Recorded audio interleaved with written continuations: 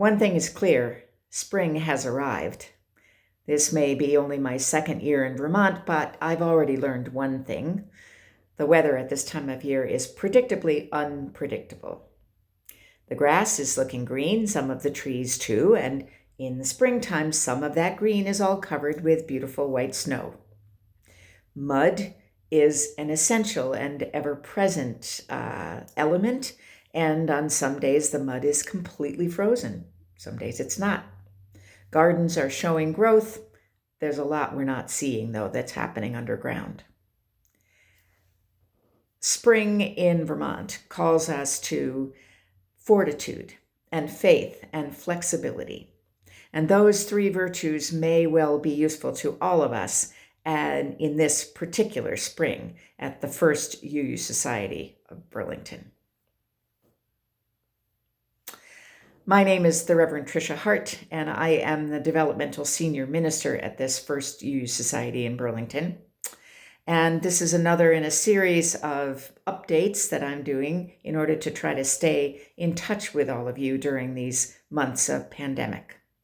It is now almost the end of April, and though the virus is blessedly receding now, uncertainty is still very much with us.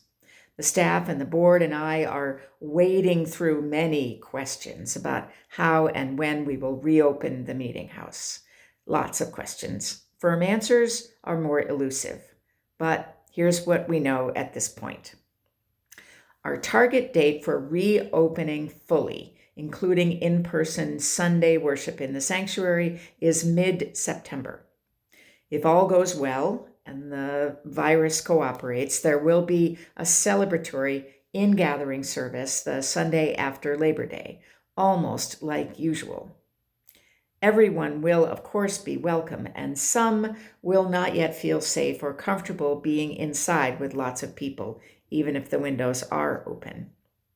Others of you will be unable to attend in person because you live far away, or you don't have transportation, or you need to work on Sunday mornings, which is why, also by mid-September, all Sunday services at the Society will be live streamed, and recordings will be available for those who want to watch at another time. I'll tell you more in a minute about the exciting project to upgrade the sanctuary systems and how you can make that dream help to make that dream come true.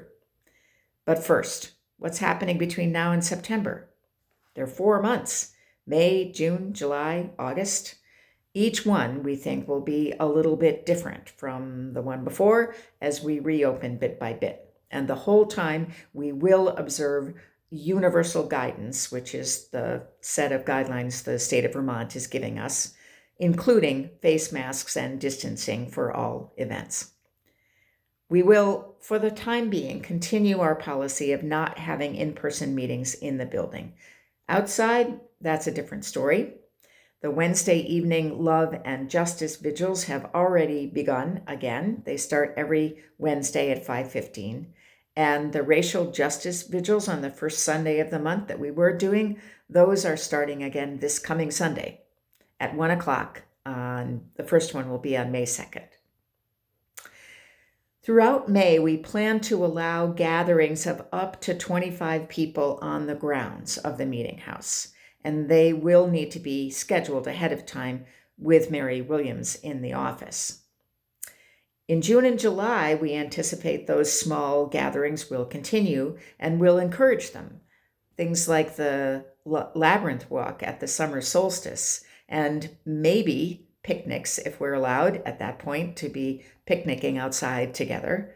Maybe small weddings or memorial services in the memorial garden. In addition to all of that, though, we plan to schedule small in-person gatherings inside. Some of those will be meetings, and I also hope that there will be times when we can welcome some of you to just reserve some time, individually or in small groups, to be in the building, especially in the sanctuary. I will be there to greet you, and I will be so happy to do that. You'll be hearing more about that soon. And as we did last year, in mid-July, the Society will take a 2-week summer break, including the Sundays of July 11th and July 18th, to allow the staff to have some real time off from their responsibilities before it all starts up again. There are 7 Sundays between the last Sunday in July and Labor Day, the whole month of August. And what we're imagining that we will do is have a series of creative, informal, non-traditional services, some of them whenever the weather allows us outside on the grounds. And there will also be some small worship or other gatherings in the sanctuary, partially because we need to practice with our new live streaming system. So what's live streaming? Well, instead of recorded services that you can find on YouTube, people will be able to go online at 10 o'clock on Sunday morning and watch, even participate a bit in the service while the service is happening in the sanctuary. In the last year plus, during all of these months of pandemic, our recorded services have been really important for members and for others too. They have largely been what has allowed the congregation to begin to grow beyond its walls, reaching out to people who are nearby and other people who are very far away too, and being more accessible to members who cannot attend in person or would just rather not. We've done all of this by cobbling together borrowed audio and video tools and personal devices, and depending on many hours of volunteer and staff time. Live streaming means we're going to do this for real. And that requires equipment that we don't yet have: cameras, microphones, wiring. It also requires installation, professional installation, and training. You'll hear more as that gets closer, but what you need to know now is that we hope to raise money to pay for this whole project and to do it all on one evening, Sunday, May 16th at 5 p.m. It's coming right up. We are presenting a Beyond These Walls concert. It's being organized right now by Stephen Rainville, and it will star very talented Unitarian Universalist First Use Society people and a few ringers, and most of it will be filmed right here in the meeting house.